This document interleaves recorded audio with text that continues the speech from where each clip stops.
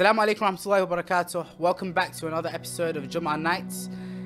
Jumah Mubarak, but more importantly, I want to extend my congratulations to all the believers on Eid Allah al-Akbar, the greatest of all Eids, which is today, Eid al-Ghadeer.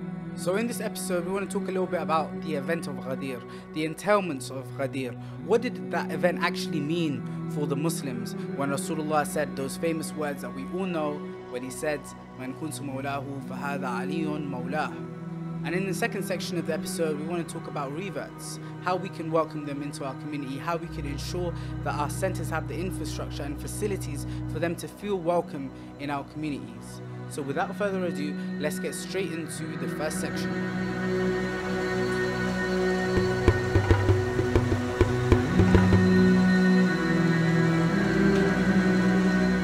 We want to take a look at a verse in Surah Al-Ma'idah as the overarching verse in this whole discussion, and it is the 67th verse of Surah Al-Ma'idah. So Allah says in the 67th verse of Surah Al-Ma'idah, Bismillahir Rahmanir Rahim, Ya ayyuhar rasulu بلغ ما أنزل إليك من ربك وإن لم تفعل فما بلغت رسالته والله يعصمك من الناس إن الله لا يهدي القوم الكافرين.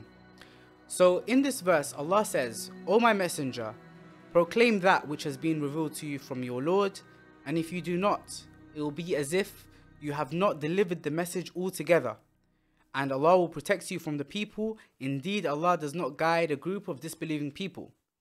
So what's Allah saying in this verse? We're going to have a little short linguistic analysis into the concepts and the ideas that are mentioned in this verse. One of the first things to note about this ayah is that it was revealed in Surah Al-Ma'idah, which is a Madani surah.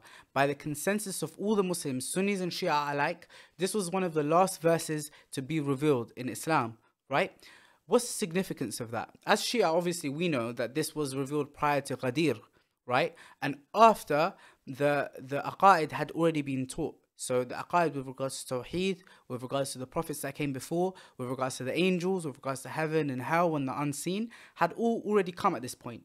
With regards to the ahkam, the jurisprudential matters, the salat has already been established, the fasting had already been established. Everything that we would consider is important in Islam, if we were looking through the lens of general Muslims, we would think that it has already come at this point, right? So that's the context in which this verse was revealed. If we go back to the verse, Allah begins the verse by saying, Ya ayyuhar rasul. Now, I'm sure most of you read Qur'an regularly, at least, if not every day, then at least once a week. You've been going to the masajid and the Husayniyat, and you've heard, obviously, a lot of Qur'an, inshallah. And you will know that when Allah refers to the Prophet in the Qur'an, He usually says, Ya ayyuhan nabi, O Prophet. But in this verse, He started off by saying, Ya ayyuhar rasul, O my messenger, right? And what's the significance of that? It's to show that what follows these words in this verse is so important to the risala of Rasulullah, to the message of Rasulullah, and that's why he was referred to as Rasul, that his function as a messenger was referred to. And this is only one of two verses in the whole Quran where Allah says, Ya ayyuhar Rasul, O my messenger. We're going to be looking at the second verse in a little while. Allah says, Ya ayyuhar rasulu, balligh ma unzila ilayka min rabbik. Proclaim that which has been revealed to you from your Lord. Wa in lam taf'al, fama ballaghta risalata. He says, if you do not do that, it will be as if you have not delivered the message altogether. And that is the part of the ayah which you would have the most questions about. Why is it that in the context that we've already described, after the Tawheed has already been established, some of the most important beliefs that the Muslims consider important in Islam have already been established. The most important jurisprudential acts of worship, the prayer, the psalm, have already been established. So why is it, and what is it that holds so much importance that without it, all of the stuff that came before would hold no value or no significance? When we read this part of the verse, وَإِن لَمْ تَفْعَلْ فَمَا بَلَغْتَ رِسَالَتَهُ, and if you do not, it is as if you haven't delivered the message altogether. This doesn't seem to be suitable for the maqam of and the status of Rasulullah. Why would Allah say that to Rasulullah? The reason why Allah has used this is because the Qur'an was revealed upon the principle إِيَاكِ أَعْنِي وَاسْمَعِ يَا جَارَ. He's speaking to Rasulullah in terms of the lafz, in terms of the words, they are addressed towards Rasulullah, but the meaning is for us, those who are listening. And this is the importance of this section, is telling us as Muslims, if you do not accept this part of the message, it is as if everything that came before, including your tawheed, including your belief in the prophets that came before, including your belief in the unseen, including all of your jurisprudential acts of worship, your salat, your psalm, all of those things will be rendered meaningless if you do not accept that which comes after this. وَإِن لَمْ تَفْعَلْ فَمَا بَلَغْتَ رِسَالَتَهُ. It's as if you haven't accepted the complete message at all. وَاللَّهُ يَعْصِمُكَ مِنَ النَّاسِ. Allah is going to protect you from the people. Now, a question to ask here would be, as we already discussed, this is a Madani surah. This is not at the time where Rasulullah is struggling at the hands of the polytheists. This is not at the time where the companions of the Prophet have been sanctioned and are hungry and are struggling to live their lives. This is a point in time where Rasulullah now, he's the head of the state. Why does Allah say, وَاللَّهُ يَعْصِمُكَ مِنَ النَّاسِ? That Allah is going to protect you from the people. Who's Allah protecting the Prophet from in this case? And this is where we want to now look at the other verse that mentions Ya ayyuhar Rasul at the beginning, right? Because that's what will give you an understanding of who Allah is protecting Rasulullah from in this verse. Allah says in the 41st verse of the same surah, Surah Al-Ma'idah, Allah says, Ya ayyuhar Rasulu, لا يحزنك الذين يصارعون في الكفر من الذين قالوا آمنا بأفواههم ولم تؤمن قلوبهم. He says, O my messenger, Ya ayyuhar Rasulu, do not be saddened by those who have moved towards disbelief. الذين يصارعون في الكفر, those who have moved towards disbelief. من الذين قالوا آمنا بأفواههم ولم تؤمن قلوبهم, from those who have said that they believe with their mouths, with their tongues, but their hearts haven't believed, right? What do we call that kind of person? We call them a munafiq, someone who shows belief on their tongue, but in their hearts, they contain disbelief. Yeah, so this is the kufr that is being described in this verse. If we go back to the verse we were speaking about earlier, Allah says, وَاللَّهُ يَعْصِمُكَ مِنَ النَّاسِ إِنَّ اللَّهَ لَا يَهْدِي الْقَوْمَ الْكَافِرِينَ. Indeed, Allah does not guide a group of disbelieving people. That kufr that was described there, those who show belief on their tongues, but they hide disbelief in their hearts. This is the same kufr that is being described here when Allah says, إِنَّ اللَّهَ لَا يَهْدِي الْقَوْمَ الْكَافِرِينَ. The one that rejects that proclamation, which is so essential to that message, that without it, nothing before it matters. That's the kufr that is being described. إِنَّ اللَّهَ لَا يَهْدِي الْقَوْمَ الْكَافِرِينَ. Indeed, Allah does not guide a group of disbelieving people. And we find this idea explained in the riwayat of Ahlulbayt alayhimu salatu wasalam. If we look at the first volume of Al-Kafi, we have a narration where the Imam describes what happened at Ghadir, right? And the sequence of events leading up to the declaration. So this narration is found on page 214 of the edition that I have of Al-Kafi, where we have a narration from Imam al-Sadiq alayhi salatu wasalam. Imam al-Sadiq, he's describing what happened at Hajjatul Wida. So he says, فَلَمَّا رَجَعَ رَسُولُ اللَّهِ مِنْ Hajjatul Wida.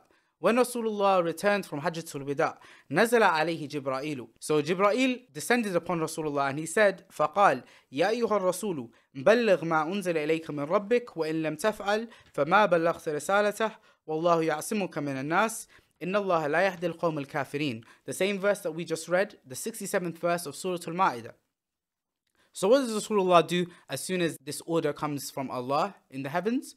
It says, فنادى الناس فاجتمعوا. So he called upon the people and they gathered. And then Rasulullah, he asked for an elevated position and he said, Ya ayyuhan nasu, O my people, O people, man waliyukum wa awla bikum min anfusikum.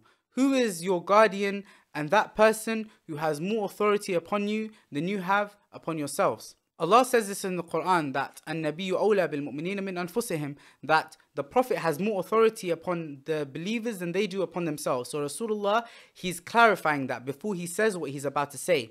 And they respond, they say, Allahu wa Rasuluh. So Rasulullah then, he says, فَقَالَ مَنْ كُنْتُ مَوْلَاهُ فَعَلِيٌّ مَوْلَاهُ اللَّهُمَّ وَالِ مَنْ وَالَاهُ وَعَادِ مَنْ عَادَاهُ ثَلَاثَ مَرَّاتٍ. So he says, whomsoever I am his master, then Ali is his master.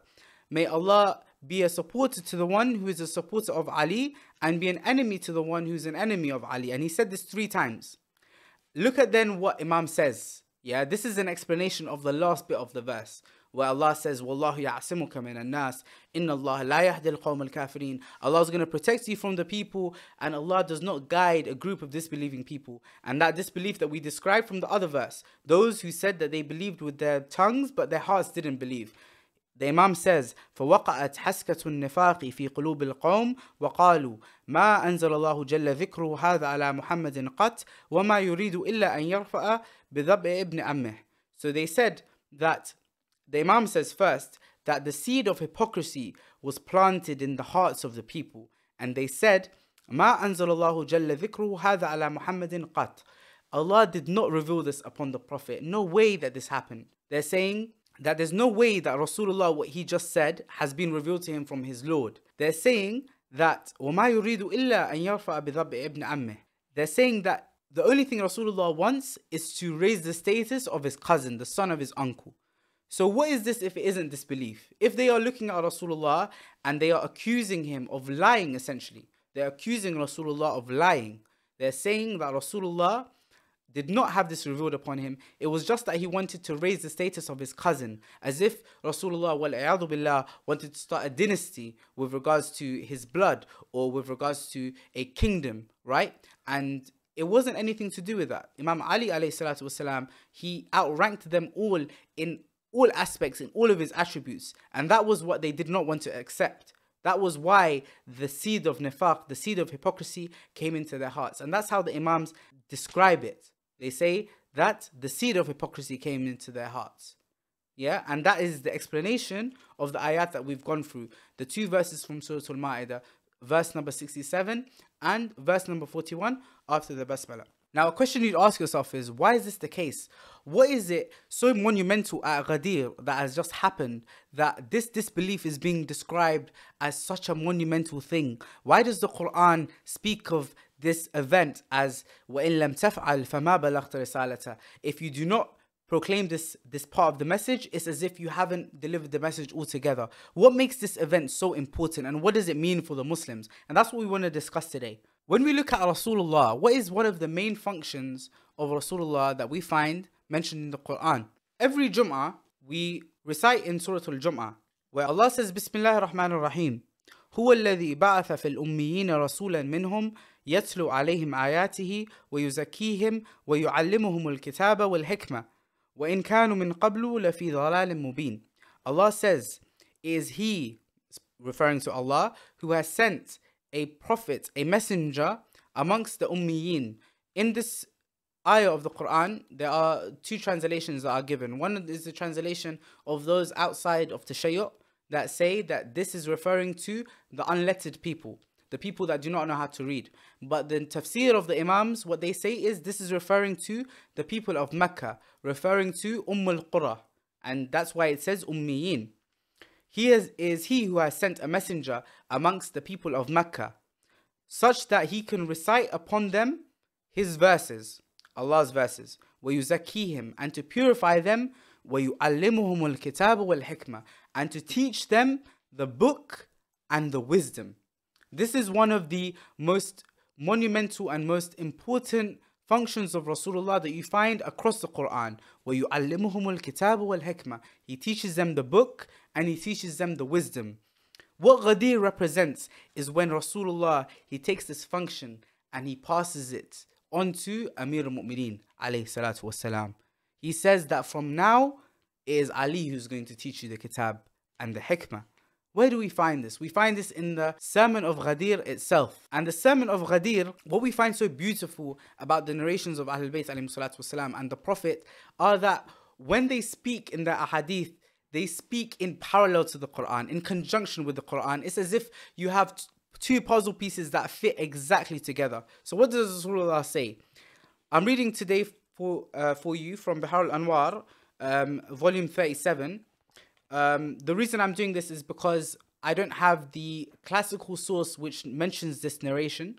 The classical sources are al-Ihtijaj by at-Tabarsi, and it's also mentioned by Ibn Tawus in his Aqbal al-A'mal. And there's many different versions of this hadith and this sermon. However, all of them consist of these specific points that I'm going to highlight to you.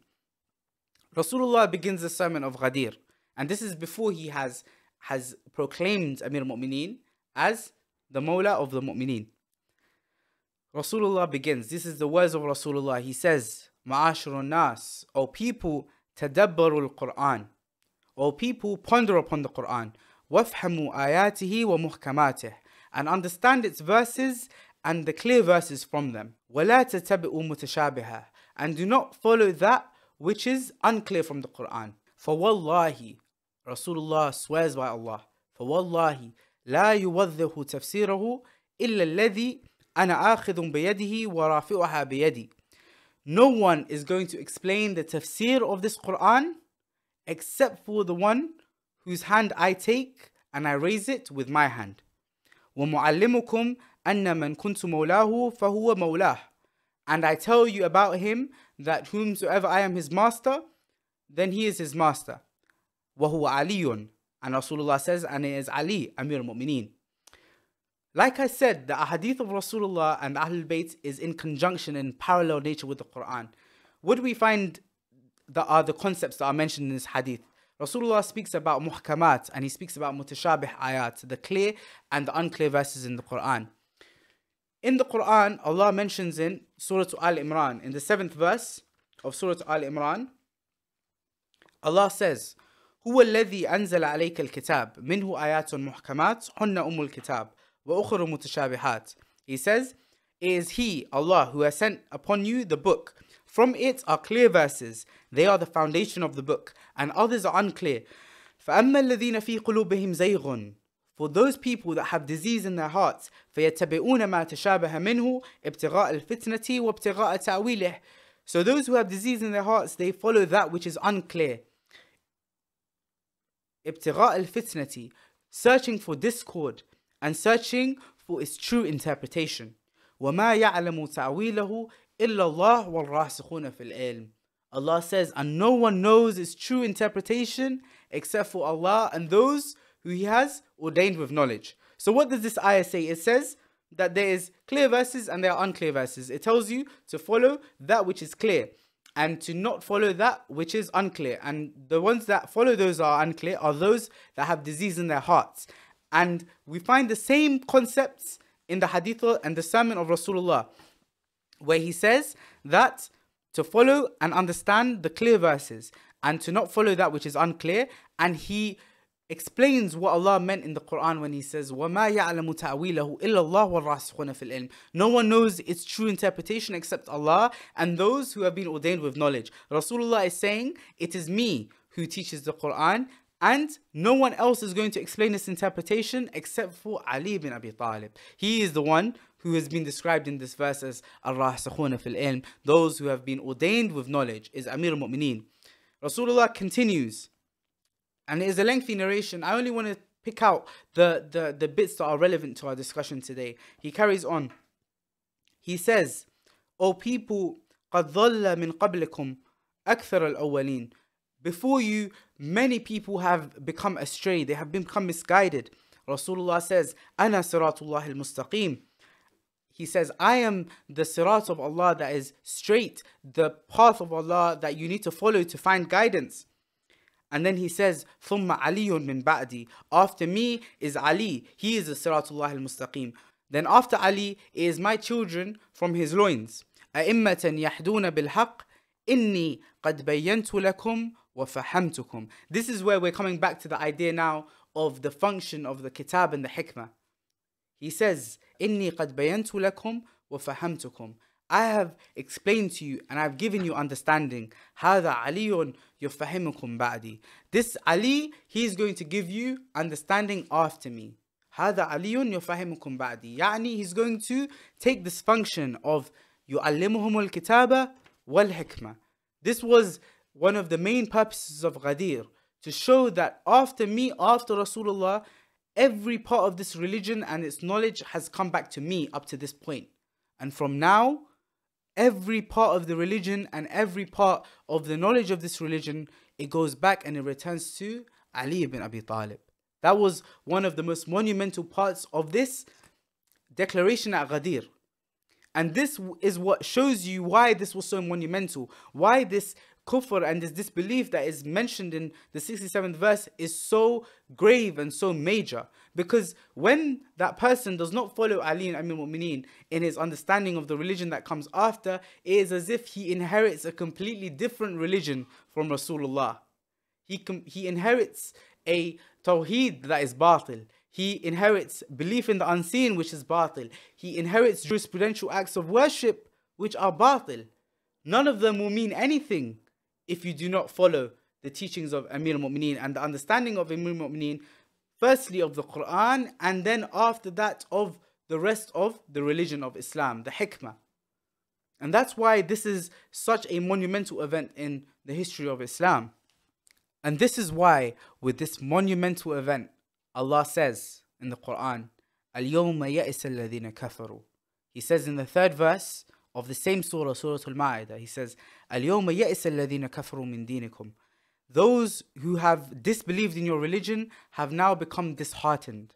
They don't feel like they have anything left now. فَلَا تَخْشَوْهُمْ وَخْشَوْنَ. He says, do not fear them, but fear me. And again, as I mentioned, the Qur'an was revealed with إِيَاكِ أَعْنِي وَاسْمَئِ يَا جَارَ.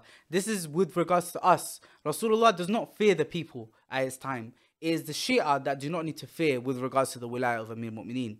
Allah says, الْيَوْمَ أَكْمَلْتُ لَكُمْ دِينَكُمْ وَأَتْمَمْتُ عَلَيْكُمْ نِعْمَتِي وَرَضِيتُ لَكُمُ الْإِسْلَامَ دِينًا. He says, on this day, I have completed your religion for you, and I have perfected my favor upon you, and I am now pleased for this religion of Islam to be your religion. Think about the depth and the magnitude of that sentence. I am now pleased for this religion to be your religion.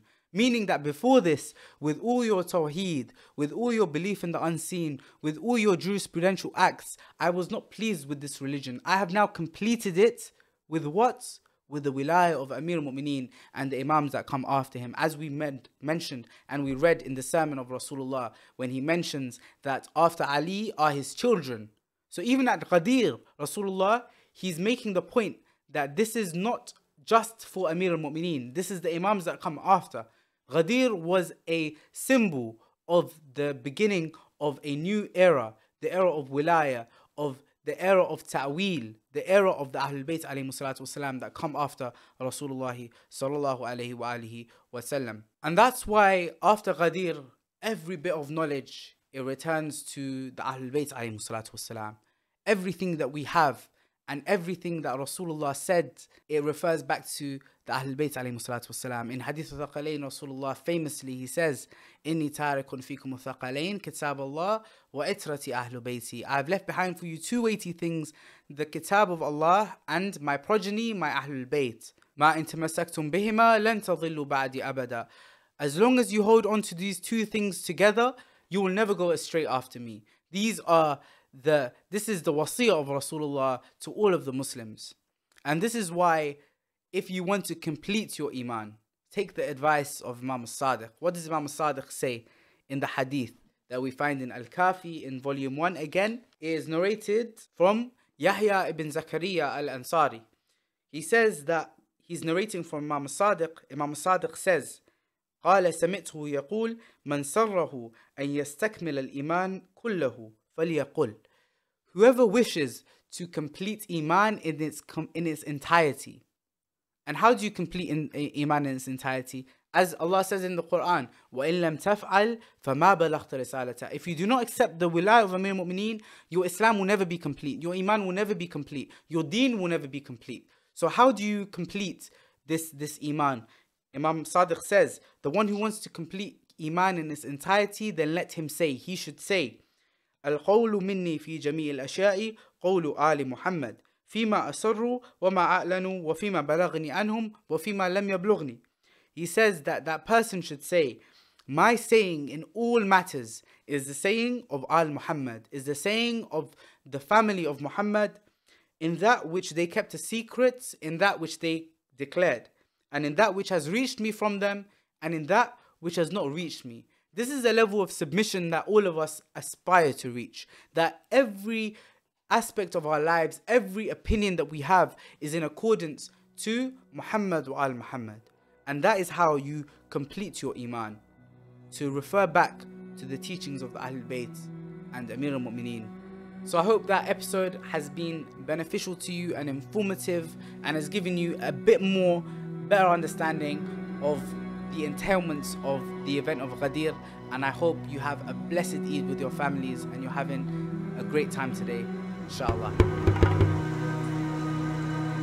So to conclude this week's Jumah nights, we're going to go into the second topic that we discussed at the beginning, which is welcoming reverts into our community. Do our centers have the infrastructure and the facilities for new members of our community, new reverts into Tashayyu, for example? And that's something that we need to really keep an eye out for, because as the time of the Imam comes closer, the reappearance of the Imam, there will be a lot of people coming in from all kinds of different walks of life that we need to be ready for, and we need to be able to integrate them into our communities as Shia. And that's a huge responsibility on us. So when we're looking at reverts, yeah, first of all, there's two types of reverts, yeah. There's visible reverts, which you might actually be able to tell that, you know, they might have been on a journey or come into Islam. And there's people that may be like visually Muslims, right, which you might not be able to tell whether they're reverts or not. And we did speak about this actually on our podcast in after Maghrib, when we came on to speak about racism in our communities, and we did mention the reverts issue. There are a lot of problems with regards to reverts coming into our communities and feeling like they don't belong, or feeling like they get asked the same questions again and again. For example, how did you come to Islam? How did you come to Tashayyu? And some people are genuinely fed up with those questions, but from our perspective, it might just be like, we're trying to be friendly, we're trying to get to know them, right? So how do we navigate between all of these things, right?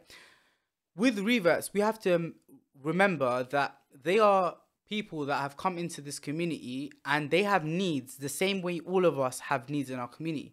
For example, in our community, if we have a financial welfare, right, system, that's something that can help us financially all together as a community, right? Reverts, when they come into our communities, they also need that, correct?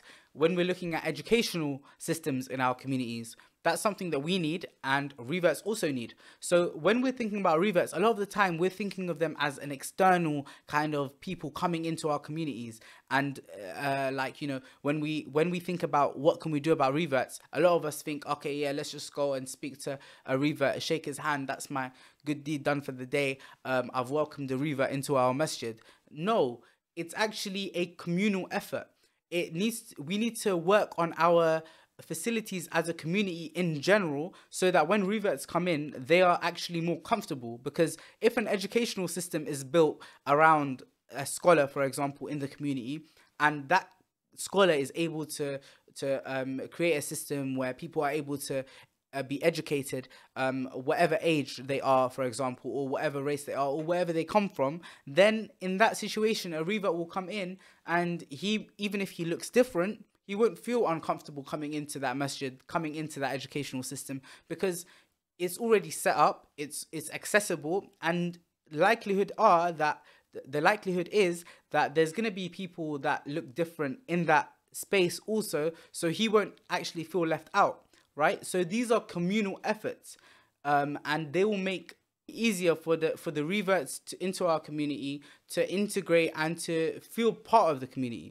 I think, unfortunately, we still have a level of a divisive mentality in our communities, where there are maybe some people from the older generations, or there may be some people that still have some ideas or ideologies that are incorrect with regards to people that are outside of their community, or outside of their ethnicity, or outside of their race, where they might look at someone suspiciously, for example. Like, obviously, right now, we've got a lot of problems as Shia in the West. There are some groups out there that are Islamophobic and Islamophobic towards all Muslims, and there are specific groups as well that are out to get Shia in our recent times. So a lot of the time, these elders or these specific people in our communities, when they're looking at someone new coming to the masjid, immediately they're thinking, what's he here for? Why is he here? Right? And that is a mentality that we need to get rid of, right? We need to be welcoming into our masajid, into our Hussainiyat. We need to act as if the Ahlulbayt would want us to act. The Ahlulbayt would want us to welcome new lovers into our community, people that love the Ahlulbayt alayhi salatu wasalam. Why would we stare if there is somebody that looks different in our communities? Why would we stare at them, make them feel uncomfortable? Why would we not allow them to feel as part of the community as they should be? Because they are mu'mineen at the end of the day. They are your brothers in faith. And that is something that we need to hold in mind, even with regards to the centers that we have, right? The centers that we have sometimes don't make it as inclusive enough, right? You might go to a center where there's one ethnicity and it is just that ethnicity, the whole masjid, and you come in and you look different, yeah? Immediately you're going to feel like the odd one out. Immediately, just by virtue of you being different, you will feel like people are acting differently towards you, right? So that's why we need to make our centers more inclusive. Maybe ensure that our lectures or facilities are available in English, for example, in this country, so that everybody that comes in is able to feel included. In some cases, someone might come in, and of course, we need to keep our traditions strong. The advice from the grand scholars, from the Maraja, is to ensure that we keep our language alive, to keep our tradition alive, to keep our culture alive, right? So it is important that we have our majalis in our native tongues, in Arabic, in Urdu, and that's important to keep that, but also to have a space for those people who are not able to relate to those languages. So you could have, for example, in the Hussainiyah that I attend, we have an English listening center where the people that are not able to understand Urdu, for example, will go to the English listening center. So there are 2 lectures running parallel, and the program is running parallel, and you have the choice of where to go, for example, in Muharram or in Shahr Ramadan. And that is a way to make sure that people are feeling more included, and people are like, they feel welcomed when they go to listen. Because when they go to listen to the English lecture, for example, there's going to be people from all sorts of different backgrounds where they feel like they can also fit in.